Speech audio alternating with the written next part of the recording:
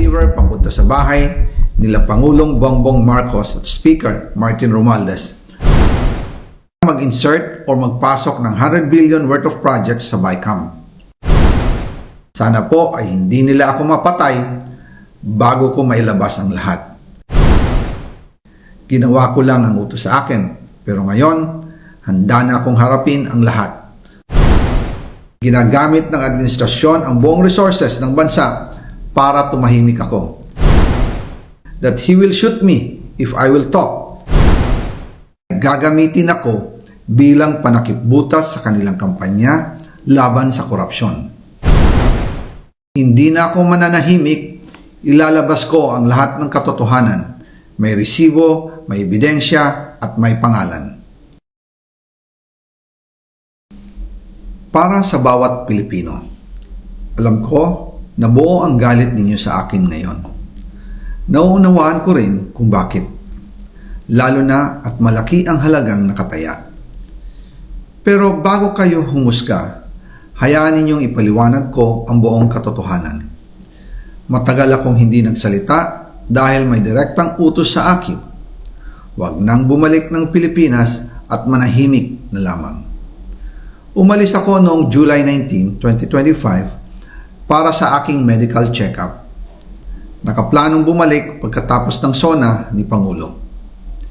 Pero habang papauwi na ako, tinawagan ako ni dating Speaker Martin Romualdez at sinabihan, "Stay out of the country. You will be well taken care of as instructed by the President."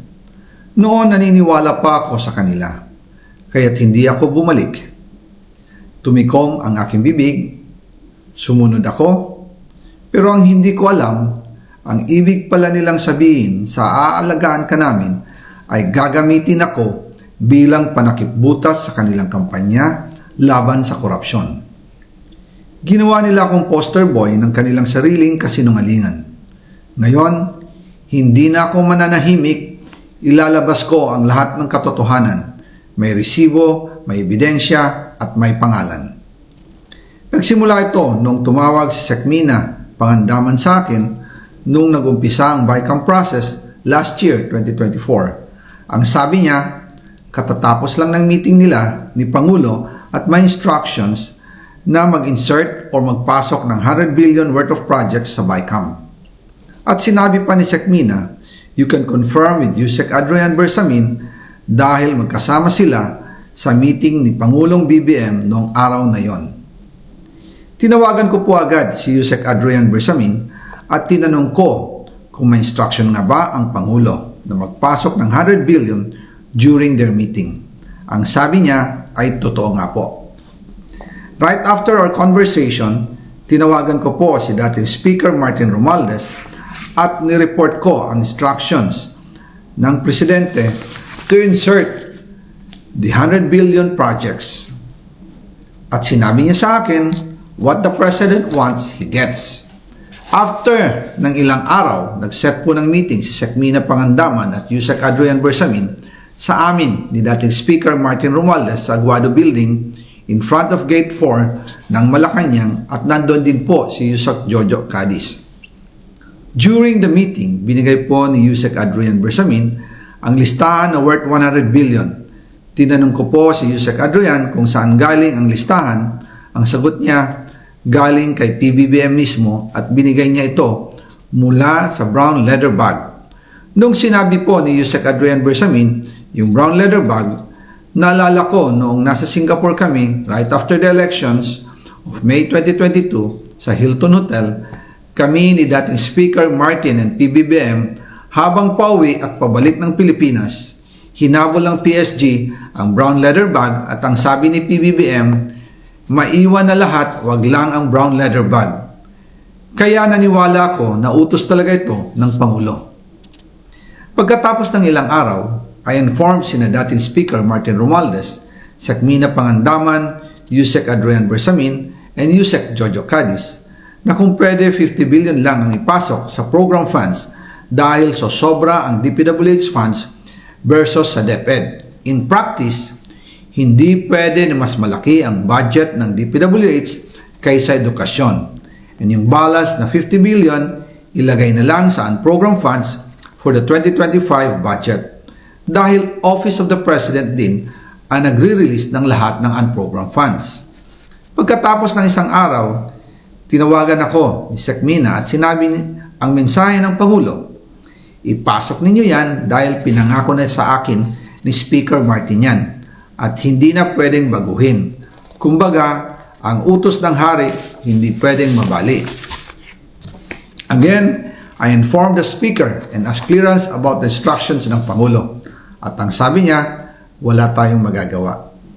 Kaya po nagtataka ako kung bakit sinasabi ni Pangulo na hindi niya makilala ang budget, samantalang lahat na binawas at dinagdag sa mga ahensya ng gobyerno ay humihingi ng approval sa kanya si Sec Mina Pangandaman. The details of these transactions and dealings. Senator Ramon Bong Revilla Jr. I have a close and friendly relationship with Senator Ramon Bong Revilla, and we go all the way back since the time of Amay Bisaya and Mayor Viseo, who first introduced me to the former legislator while I was still a district engineer in Laguna sometime in 2005 or 2006. We frequently meet in important social gatherings.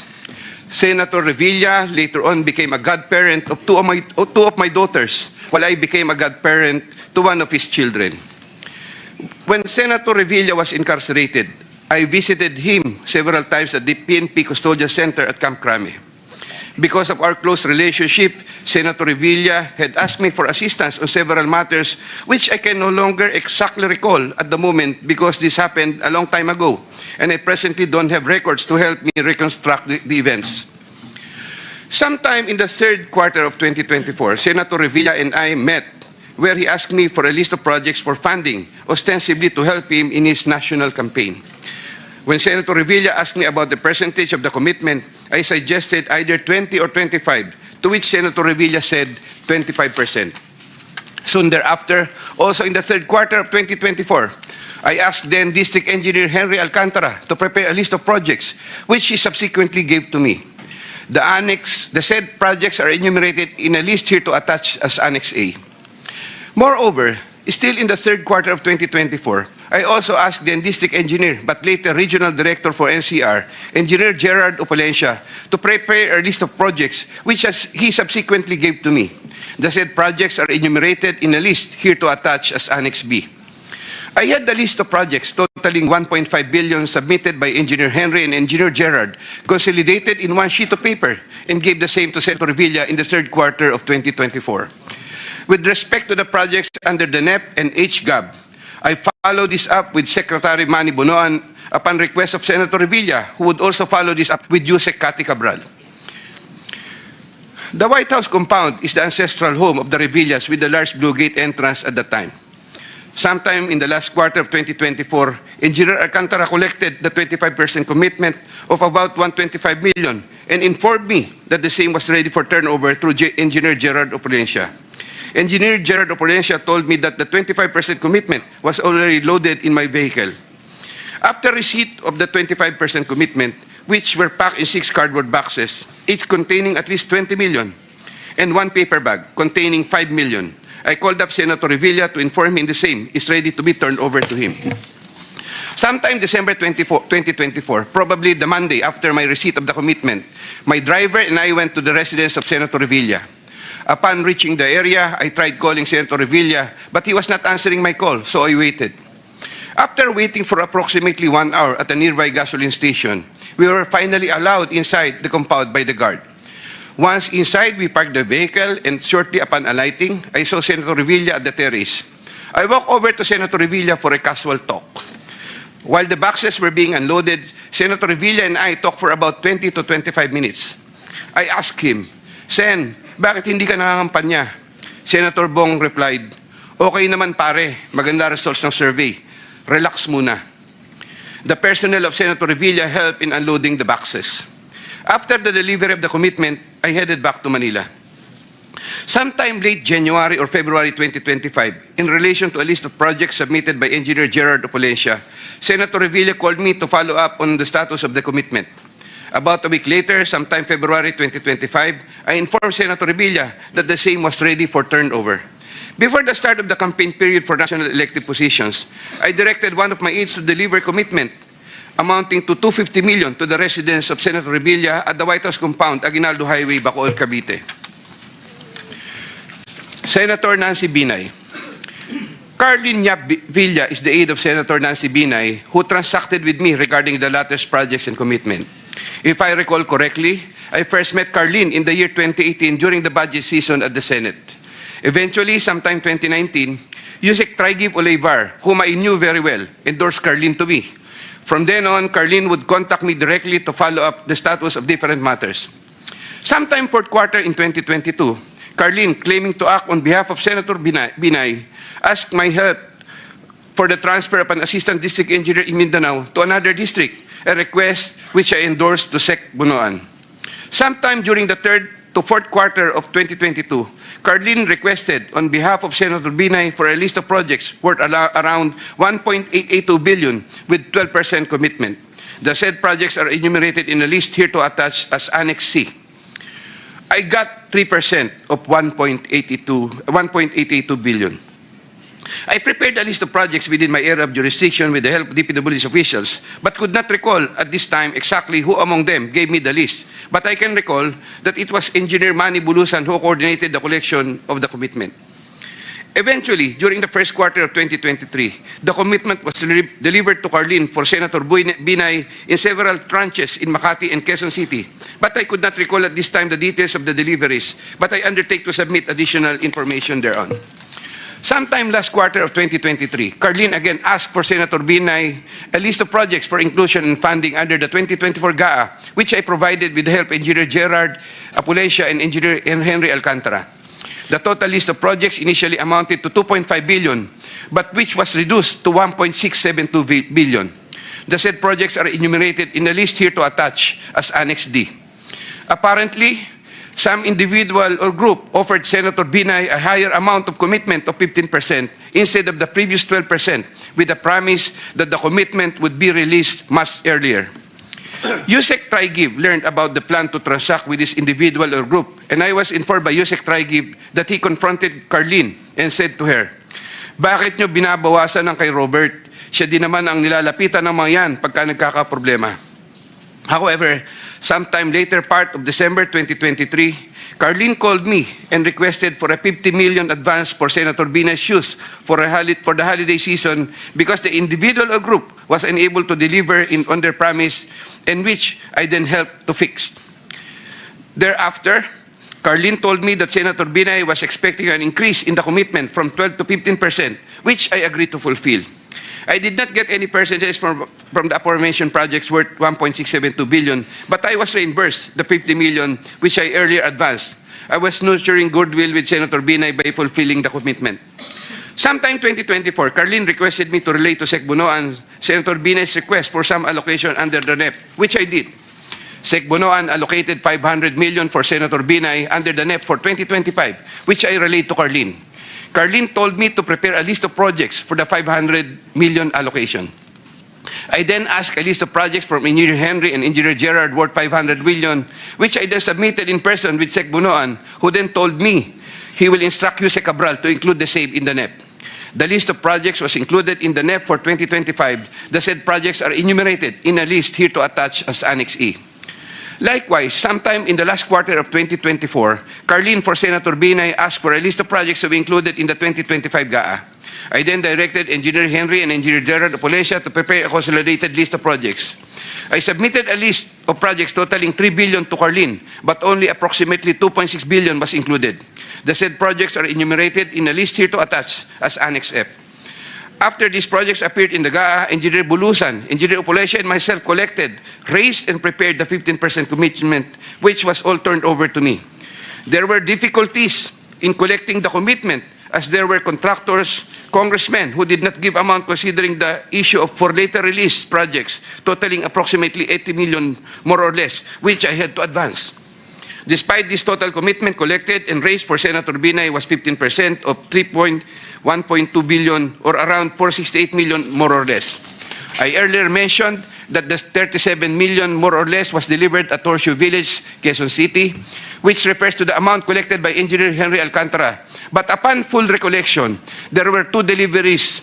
The first delivery amounted to 340 million at a house in Horseshoe Village, Quezon City, and the second delivery amounted to at least 200 million at another house, but also in Horseshoe Village, Quezon City.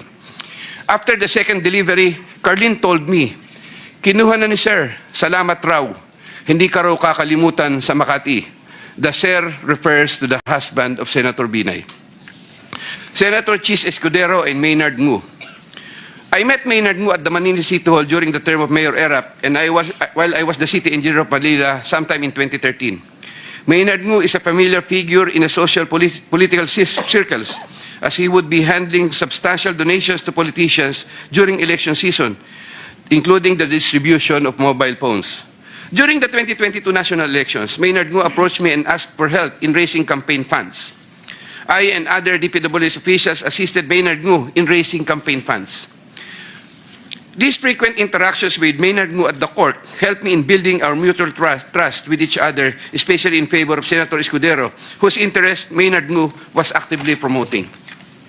Maynard Ngu was appointed special envoy to China for trade, investments, and tourism in 2023.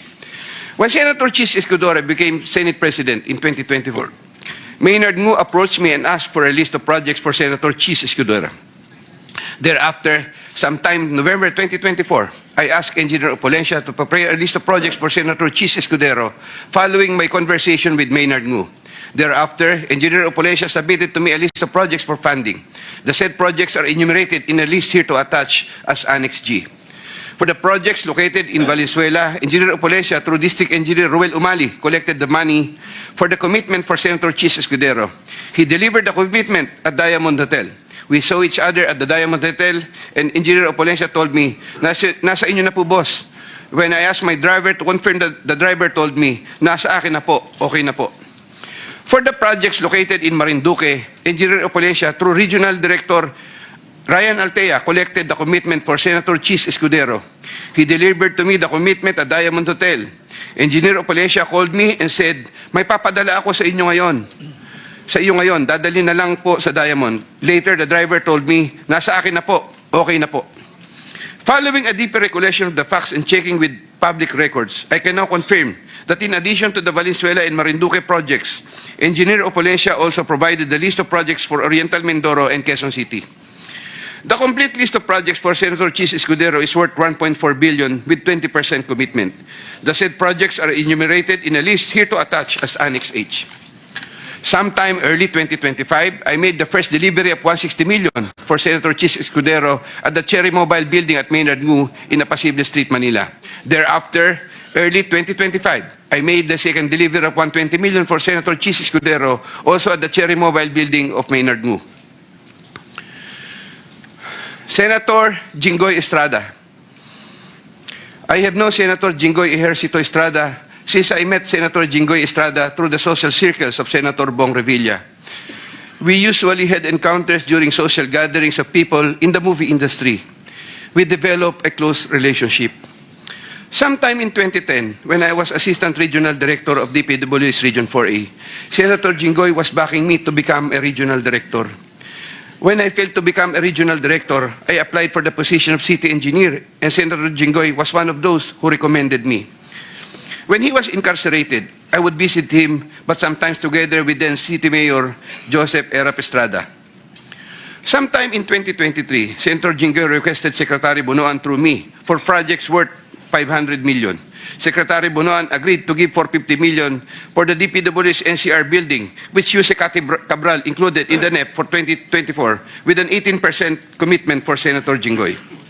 Senator Jinggoy called me sometime in the third quarter of 2024 and asked me to request the amount of 1 billion from Sec Bonoan. Senator Jinggoy said, "Tulungan mo na lang ako dyan kasi marami pa akong tutulungan sa eleksyon." I replied, "Okay na ba ang 25% Sen?" Sen Jinggoy responded, "Okay na ang 25%. I relayed to Sec Bonoan the request of Sen Jinggoy. The former then asked me to prepare a list of projects for the latter. In turn, I asked Engineer Gerard Opolencia for a list of projects. When Engineer Opulencia gave me the list, I gave it to Secretary Bunoan, who told me that he will give the same to Yusek Kati Cabral and that the latter will take care of it. At the moment, I cannot locate the list or a copy thereof. Later on, I saw that some of these projects totaling 500 million and included in the list I gave to Sec Bunoan were listed in the NEP for that year. These projects, as appearing in the NEP, are enumerated in a list here to attach as Annex I hereof. Thereafter, Senator Jinggoy called me and asked me what happened to the difference of 500 million. I relayed this to Sec Bunoan. The latter replied that he will prioritize the matter as soon as there is available funding. Subsequently, I found out that the projects totaling 200 million were included in the HGAB for 2025. These projects, as appearing in the HGAB, are listed Annex J hereof. However, Senator Jinggoy called me again for the difference of 300 million to complete the 1 billion project value that was requested.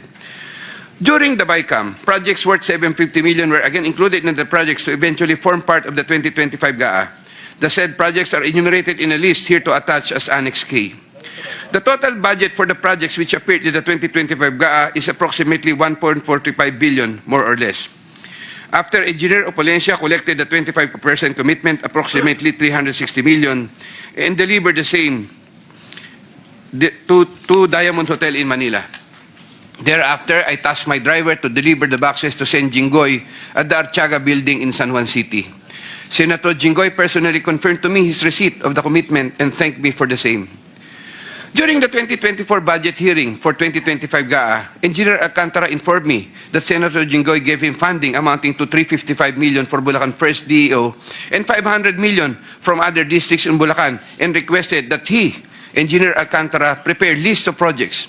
The said projects are enumerated in a list here to attach as Annexes L and L-1 respectively. Later on, sometime in the first quarter of 2025, Senator Jinggoy asked me to get the 25% commitment for the aforesaid list of projects from Engineer Alcantara. Engineer Alcantara then delivered to me the 25% commitment, approximately 213 million, which I delivered to Senator Jinggoy at the Artiaga building in San Juan City. Senator Grace Poe.